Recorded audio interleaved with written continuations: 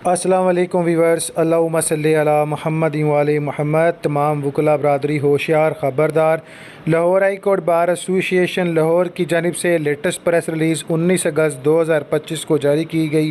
اس press release کے مطابق ملک آصف احمد نسوانہ، صدر لاہور ہائی کورٹ بار ایسوسی ایشن، عبدالرحمان راجہ، نائب صدر Lahore high court bar association, Farah Ilyas Cheema, secretary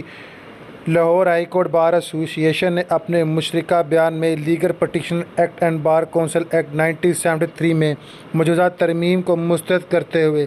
شدید تحفظات کا اظہار کیا، جس کے مطابق ہائی کورٹ بار ایسوسی ایشن، ڈسٹرکٹ بار ایسوسی ایشن اور تحصیل بار ایسوسی ایشن کی مدت کو 1 سال سے بڑھا کر 2 سال کرنے کی تجویز کر دی گئی ہے۔ اس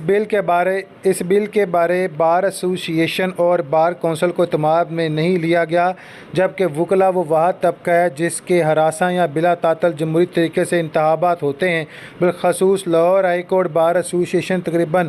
150 سالہ تاریخ میں انتخابات ہر سال عمل میں لائے جاتے ہیں۔ اس دوران ملک کو درپیش ہر قسم کے اتار چڑھاؤ اور مارشل لا آمریت کے دور میں بھی کسی کو یہ جرأت نہ ہوئی کہ اس بار کے انتخاب کو ملتوی کر کے انہیں